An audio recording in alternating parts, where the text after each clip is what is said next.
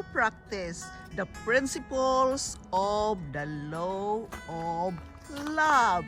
Hello guys, welcome to Yundel channel. How are you today? I hope you had an amazing day. I am taking with you today in my afternoon walk here in the woods. So guys, I have something to share with you today. How to practice the principles of the law of love. How to practice it, guys. I am talking about this topic now because I soon finish reading this book, and I am talking most of the time, all the time, about the law of love, which is in the book, it's the same with the law of attraction.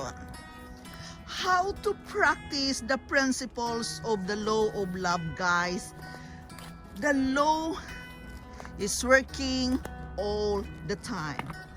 The law is exact, the law is precise, and it never fails. So when it appears that it isn't working, you can be guaranteed it is not the law that is failing. The error can only be with the person using it, not using the law properly.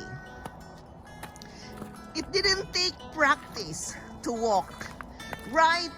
When the child began to walk, it takes practice and practice and practice walking. Guys, it is the same when you want to drive. It takes time to practice and practice driving in order to know how to drive. And it is the same when we practice to do the cooking.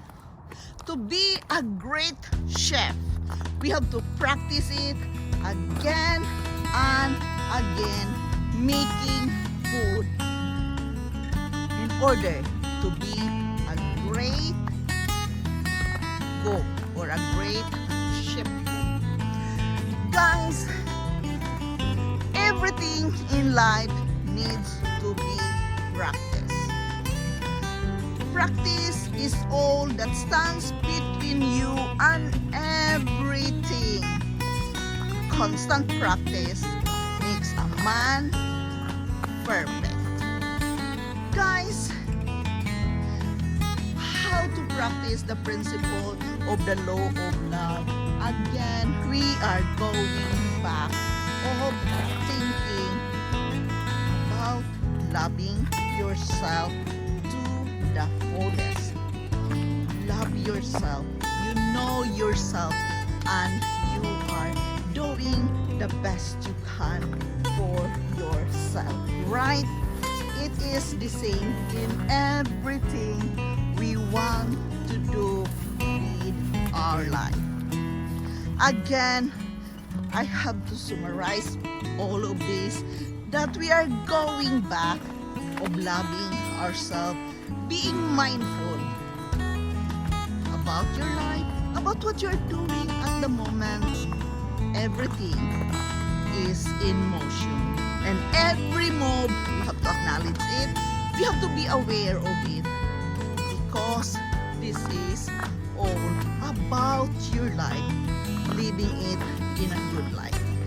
Guys, how to practice the law of love? It says here in the book that we must take one step at a time. The principle must be learned. The principle must be absorbed in our subconscious mind, and you must have the desire to do it. You want to change your life, then you have to do the work. It is not easy. As what I told you, I've been reading this book 3 times, and still I am having difficulty to put it into practice. Although I do the affirmation, I do the visualization, I do the prayer, everything I did. But guys, everything need to be practiced, be conscious about it, and do it with feelings. The secret here, guys, is when you do and follow the principles of the law of love, the feelings must be in it, your mind must be in it, or else the principles will not work for us anymore. But remember, guys, we must avoid the negativity, avoid the bad people, avoid the people which influences us negatively. Why? Because the law will not work on that matter. We must be learned to be humble. We must be learned to ask forgiveness. We must ask forgiveness in order for the law of love will work. Even though, guys, you said, oh, I don't need to ask forgiveness because everything is well, everything is fine. No, guys, just mention it, speak it out from your mouth, because we are all human and we can commit mistakes without knowing it. Be aware of it. Ask forgiveness anyway. Why? Because we cannot lie the subconscious mind. It's there working for us all the time. It is very important. As we love ourselves, as we love others, we must learn to be humble. We must learn to ask forgiveness, or else the law of love will not work. Why? It is love. It is about giving. It is about loving each other. Even the circumstances is very difficult to handle. Love them anyway. You can love them from the distance. Take away the hatred. Take away the negativity. Love this person anyway. We can love the person, especially our relatives.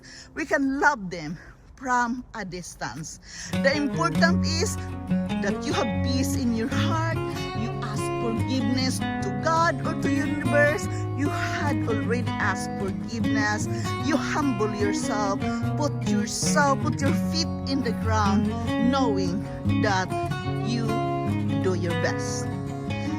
Be humble, be appreciative, and most of all, remember to be grateful in everything and every moment what you are experiencing of your life at the moment. I know, guys, all these things is not easy.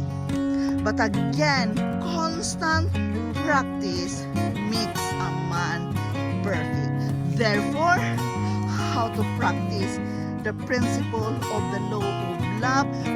Write it down. Journaling, listing it down is very important to do it in order to have a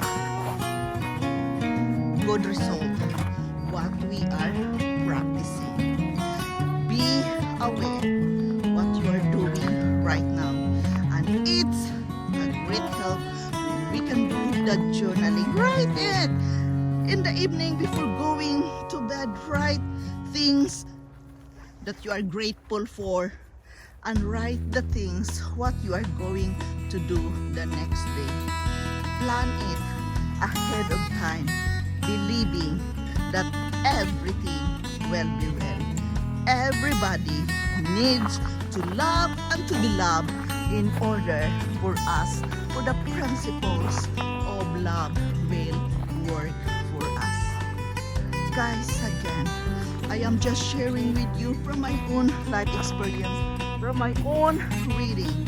It is not easy at all, but if we can humble ourselves, face the reality of life. You know, reality bites, but we have to face it and embrace it anyway. The principles of the law of love is working all the time, but we must do it correctly, with no hatred, with no negativity. Everything is just well and fine. Thinking that all is well and everybody deserves to have a good life. Everybody deserves to be happy. Everybody must work with the law of love. Because we are all human beings, we are all capable of loving others. To love and to be loved is very important. That is a tool giving us strength every day, giving us inspiration every day to keep on going on this life journey. Guys, again, along the way, we acquainted different kinds of people, different kinds of character. But guys, I have to tell you, important that we can respect them, love them anyway, whoever they are. Don't judge them because everything has a reason. They are maybe negative, there is a reason of that. They maybe are sour and grumpy, there is a reason for that. Be a good listener to the other person. And you must speak it straight from the heart and avoid backbiting. It's not working at all. You are just destroying other people or yourself. Avoid backbiting. Say it to the person right away in a good way, in a nice way. The other person is easily to forgive you. The other person can easily understand when you can say the words direct to this person. This is about how to practice the principles of the law of love. You might say, I love you anyway, despite of your differences. Guys, thank you so much. This is Del sharing with you some thoughts. I am here in the woods. Thank you so much for following me and for tuning in my channel. I am forever grateful to each and every one of you visiting in my channel every day. I love you all and bye-bye.